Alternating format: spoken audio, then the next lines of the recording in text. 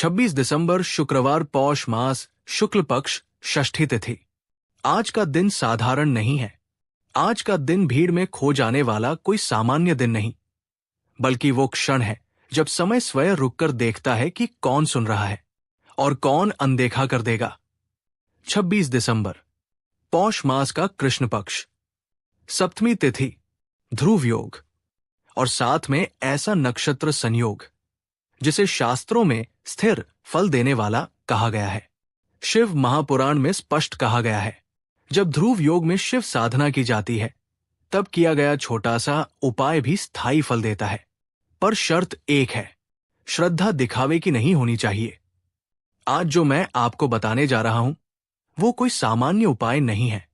ये वो उपाय है जिसे गुरु परंपरा में फुसफुसाकर बताया जाता है, मंचों पर नहीं।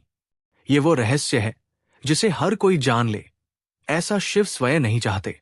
आपने देखा होगा, कुछ लोग कम प्रयास में भी आगे बढ़ जाते हैं और कुछ लोग दिन रात मेहनत करके भी वही अटके रहते हैं। क्या आपने कभी सोचा है क्यों? शिव महापुराण कहता है, भाग्य मेहनत से नहीं, सही समय पर सही विधि से जागता है, और 26 दिसंबर वही समय है। अब बहुत ध्यान से सुनिए, क्योंकि यहां से गलती की कोई गुंजाइश नहीं है। शिव महापुराण स्पष्ट कहता है, उपाय की शक्ति सामग्री में नहीं, बल्कि समय और स्थान की पवित्रता में जागती है। यही कारण है कि अधिकतर लोग पूजा तो करते हैं, लेकिन फल नहीं पाते। सबसे पहले सही समय, जब शिव शीघ्र सुनते हैं। 26 दिसंबर के दिन ये उपाय पूरे दिन नहीं, बल्कि विशेष काल में ही करना है। सबसे श्रेष्ठ समय है प्रातः ब्रह्मा मुहूर्त के बाद से लेकर ध्रुव योग की समाप्ति तक। यदि आप प्रातः कर सकते हैं तो सूर्योदय के बाद का पहला 1 घंटा सर्वोत्तम है। यदि किसी कारणवश सुबह संभव न हो तो अभिजीत मुहूर्त में किया गया उपाय भी फलदायी होता है। लेकिन याद रखिए, राहुकाल, यमगंड और गुलिक काल में ये उपाय बिल्कुल न करें। शिव महापुराण में चेतावनी है, गलत समय पर किया गया उपाय ऊर्जा को उलझा देता है। अब स्थान की बात, जहां ऊर्जा स्थिर होती है, ये उपाय किसी भी जगह नहीं किया जा सकता। सबसे उत्तम स्थान है घर का वह स्थान जहां आप रोज पूजा करते हैं। यदि घर में पूजा स्थान नहीं है तो घर का उत्तर पूर्व कोना चुनिए। ध्यान रहे, उस स्थान पर शोर न हो, टीवी, मोबाइल, बातचीत बंद हो और भूमि स्वच्छ हो। यदि संभव हो तो शिवलिंग या शिव पार्वती का चित्र सामने रखें। गुरु परंपरा में कहा जाता है, जहां साधक स्थिर बैठता है वही शिव की उपस्थिति उतरती है। अब सबसे महत्वपूर्ण आवश्यक सामग्री।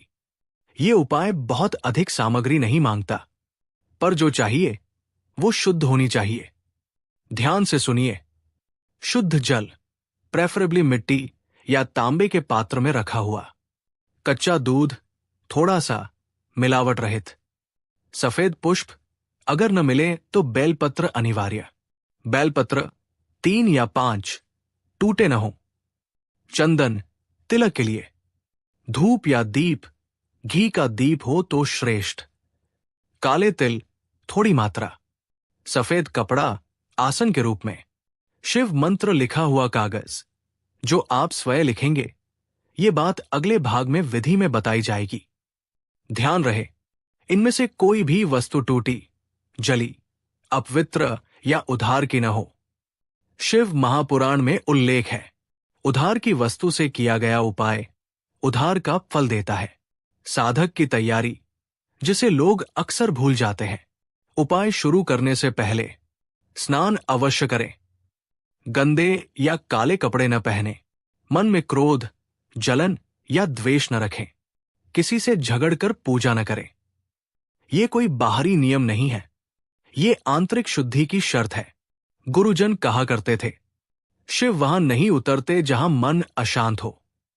एक सूक्ष्म लेकिन अत्यंत महत्वपूर्ण बात, उपाय वाले दिन झूठ न बोले, किसी का अपमान न करें, मांस, मदिरा से दूर रहें और उपाय के बारे में किसी से चर्चा न करें। क्योंकि ये साधना जितनी शांत रहे, उतनी ही गहरी उतरती है। याद रखिए, ये कोई दिखावे की पूजा नहीं है। ये एक निजी संवाद है, साधक और शिव के बीच। अगले भाग में मैं आपको बताऊंगा उपाय की पूरी विधि, कदम दर कदम, वैसी ही जैसे गुरु परंपरा में बताई जाती है। वही एक ऐसा चरण है जहां अधिकांश लोग गलती कर बैठते हैं और पूरा फल चूक जाते हैं। इसलिए वीडियो से जुड़े रहिए, क्योंकि अब जो आने वाला है वो इस पूरे उपाय की आत्मा है। अब ध्यान पूरी तरह यही रखिए, क्योंकि यही वो चरण है जहां अधिकांश लोग जल्दबाजी कर बैठते हैं और फिर कहते हैं, हमने तो सब किया था, फिर भी कुछ नहीं हुआ। शिव महापुराण साफ कहता है, विधि से किया गया छोटा कर्म अविधि से किए गए बड़े कर्म से श्रेष्ठ होता है। इस उपाय को शब्दों से नहीं, मौन से शुरू करना है। चरण 1, आसन और बैठने की विधि। सबसे पहले पूजा स्थान पर सफेद कपड़ा बिछाइए। उस पर पूर्व या उत्तर की ओर मुख करके बैठिए। बैठते समय रीढ़ सीधी रखें, पैर जमीन पर न रखें और शरीर को स्थिर करें। अब आंखें बंद कर 3 गहरी सांस ले। ये इसलिए जरूरी है क्योंकि जब तक श्वास स्थिर नहीं होती तब तक मन शिव तक नहीं पहुंचता। चरण 2, संकल्प। बिना संकल्प ये उपाय अधूरा है। अब दाहिने हाथ में थोड़ा सा जल ले। मन ही मन अपने गुरु का स्मरण करें और ये भाव रखें कि ये उपाय गुरु कृपा से संभव हो रहा है।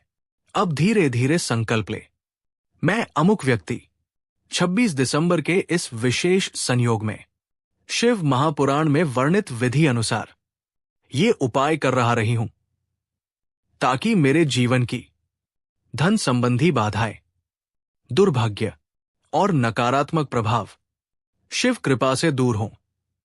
जल को भूमि पर छोड़ दें। याद रखिए, संकल्प जितना स्पष्ट होगा फल उतना स्थिर होगा। चरण 3, शिव को जागृत करने की विधि। अब शिवलिंग या शिव चित्र के सामने सबसे पहले शुद्ध जल अर्पित करें, फिर थोड़ा सा दूध मिलाएं। ये करते समय कोई मंत्र न बोलें, बस मन में ये भाव रखें, हे शिव, मैं उपस्थित हूं। इसके बाद बेलपत्र अर्पित करें। ध्यान रखें, बेलपत्र उल्टा न हो और 3 पत्तियां एक साथ हो। गुरु परंपरा में कहा गया है, बेलपत्र शिव के लिए आमंत्रण है। चरण 4, दीप, धूप और मौन का रहस्य। अब घी का दीपक जलाएं और धूप अर्पित करें। इसके बाद पूरी तरह मौन रखें, कम से कम 1 मिनट तक कुछ न बोले। यही वो क्षण है जहां अधिकतर लोग चूक जाते हैं। शिव महापुराण में संकेत है, शिव शब्दों से नहीं, मौन से प्रसन्न होते हैं। चरण 5, मंत्र लिखने की गुप्त विधि। अब वो चरण आता है जिसे लोग अक्सर छोड़ देते हैं और फल आधा रह जाता है। एक साफ कागज ले, उस पर अपने हाथ से धीरे धीरे लिखें, नमः शिवाय। ये मंत्र या तो 11 बार या 21 बार लिखें। लिखते समय जल्दी न करें, हर अक्षर को महसूस करें। ये लिखित मंत्र आपकी ऊर्जा को स्थिर करता है। लिखने के बाद उस कागज को शिव के सामने रखते। चरण 6, काले तिल और ग्रह बाधा निवारण। अब थोड़े से काले तिल ले, उन्हें अपने दोनों हाथों में लेकर मन ही मन कहें, जो भी बाधा है, जो भी रुकावट है, वो अब शिव चरणों में समर्पित है। अब उन तिलों को दीपक के पास रखते। ये क्रिया अचानक आने वाली रुकावटों को काटती है। अब जब आपने पूरा उपाय किया तो सिर्फ यही पर्याप्त नहीं। गुरुजी कहते हैं, पूजा केवल कर्म नहीं बल्कि उसके बाद की सावधानी आपकी परिणाम की दिशा तय करती है। इसलिए ध्यान दें, ये सावधानी आपकी सफलता और शिव कृपा की कुंजी है। आवश्यक सावधानियां, जरूरी बातें ध्यान रखें। उपाय पूरा होने के बाद मन में किसी प्रकार की नकारात्मकता या दोषपूर्ण विचार न आए। शिव महापुराण में लिखा है कि जो व्यक्ति अपने मन में द्वेष, क्रोध या भय रखता है उसका प्रयास निष्फल रहता है। आप जितना शांत और सकारात्मक रहेंगे उतना ही उपाय आपके जीवन में सकारात्मक परिणाम लाएगा। उपाय के तुरंत बाद कम से कम 30 मिनट शांत बैठें, ध्यान या प्राणायाम करें। किसी से बहिष्कार या नकारात्मक वार्ता ना करें।